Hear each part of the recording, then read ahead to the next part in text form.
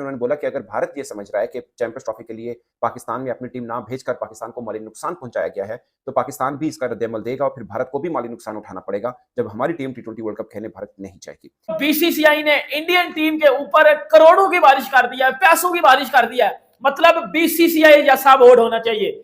मतलब इतने बड़े इनाम जो है वो अनाउंस कर दिए हैं, प्राइज मनी अनाउंस कर दिया बीसीसीआई ने इंडियन टीम के लिए, और इधर हम पाकिस्तानी बैठ के रो रहे हैं कि सर हमने चैंपियन ट्रॉफी भी होस्ट की, उल्टा हमें नुकसान हो गया, उल्टा हम बैंकरप्ट हो गए, हमारी टीम भी जो है वो टूर्नामेंट में कुछ नहीं कर सकी, हमारे पीएसएल से भी जो है वो सारे फॉरेन प्लेयर आईपीएल में भाग रहे हैं। लेकिन उधर बीसीसीआई को देखो, इंडियन टीम के ऊपर उन्होंने करोड़ों की बारिश कर दिया। इसको खिलाओ, चलो भाई उसकी जिद में उसकी ख्वाहिश पे इसको भी खिला दिया, ठीक है। अब बॉल तो वो बेहतर कर रहा है, मगर यार पहले तो आपने सीखना है ना इस फॉर्मेट में बॉल कहाँ पे करनी है, किस वक्त करनी है, आपको पता ही नहीं है, सेंसेशन का पता ही नहीं है ना। इसमें तो भैया हर बॉल पे जो है ना कुछ है। हाँ। और जब आपके पास कुछ है ही नहीं इस फॉर्मेट के अंदर, तो आप इसकी सेटिंग में खेल रहे हैं, तो अलग ही बात है। मैं ये कह रहा हूँ जो आपके प्रीमियर बॉलर हैं, जो आपको मैच बना के या मैच जिता के दे सकते हैं, बॉलिंग ही जिताती है ना शॉर्ट फॉर्मेट में, बल्कि हर फॉर्मेट में क्रिकेट के कहा जाता है bowlers win matches, catches win matches, तो चुतियापे की बात है। प्रेस कॉन्फ्रेंस हुई है पीसीबी की, मैंने इस वजह से साथ कुर्सी नहीं रखी कि इस पे कोई आके बैठ जाएगा, ये तफाकन ऐसी रखी रह गई।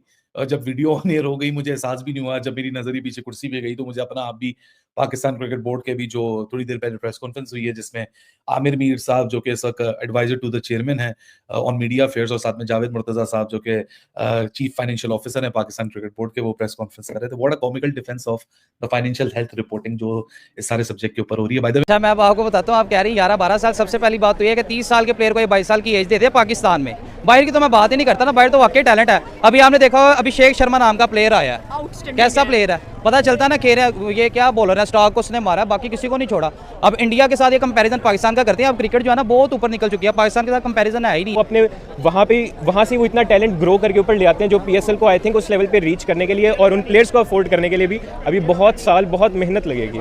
आईपीएल के अंदर एक और न्यू रूल आ गया, और ये जो रूल है ये आप सुन के हैरान हो जाएंगे। मैं आपको बताता हूँ, अब से आईपीएल के अंदर सेकंड इनिंग्स के अंदर 2 बॉल्स यूज किए जाएंगे। मतलब कि पहली इनिंग्स के अंदर एक ही बॉल होगा जो कि यूज किया जाता है, लेकिन जो दूसरी इनिंग्स होगी उसके अंदर 2 न्यू बॉल यूज किए जाएंगे। ये हारिस रऊफ को प्रेस कॉन्फ्रेंस में किसने बिठाया है? जिसने इसको यहाँ पर बिठाया है ना, उसको प्रेस कॉन्फ्रेंस पे बिठाओ। इस बंदे से तो बंदा घर में दही ना मंगवाया, ये क्रिकेटर बन गए, 2-4 उन्होंने बॉले शोले फेंक दी, अब ये बहुत बड़े हर चीज का इनके पास जवाब भी होगा। खैर इनकी प्रेस कॉन्फ्रेंस है जिन्होंने कल मैच में मुंह काला कराने के बाद जो की है, लेकिन कहीं से भी कोई शर्मिंदगी नहीं थी, उसके बारे में बात होगी। उसके अलावा बाबर आजम जो है वो नेशनल T20 कप के अंदर आ गए हैं, लगता है उन्होंने अबू की सुन ली, क्योंकि वैसे तो वो खेल नहीं रहे थे, नसीम भाई भी आ गए हैं और वो फेल भी हो चुके हैं, आके फिर किसी स्पिनर के हाथों, अननोन स्पिनर के हाथों आउट हो गए। तो इंडिया के बीसीसीआई ने इंडिया की जो है चैंपियंस ट्रॉफी जीतने वाली चैंपियन टीम के लिए एक बहुत बड़ा इनाम जो है वो अनाउंस कर दिया है, और इंडिया की टीम को बीसीसीआई की जानब से 58 करोड़ रुपीस 58 करोड़ रुपीस जो है बीसीसीआई ने जो प्राइज मनी अनाउंस किया है इंडिया की इस चैंपियंस टीम के लिए,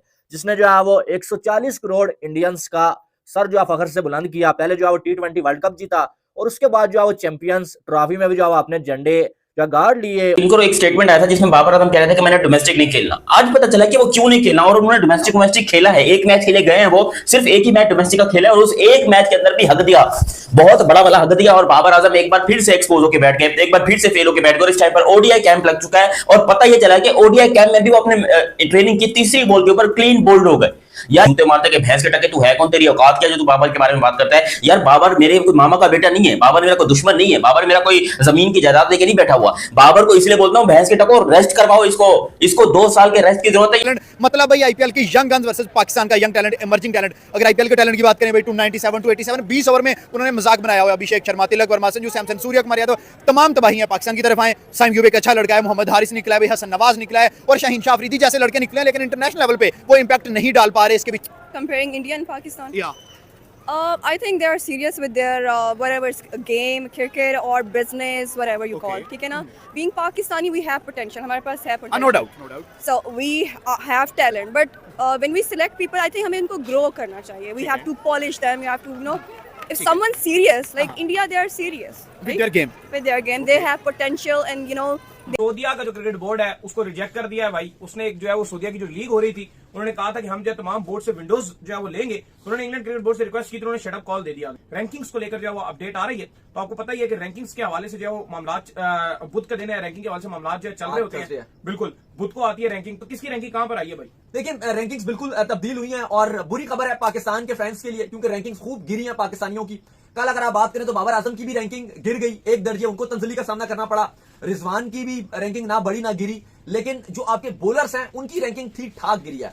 शाहीन शाह अफरीदी की 6 दर्जे गिरने के बाद 29 नंबर पे पहुंच गए बॉलिंग।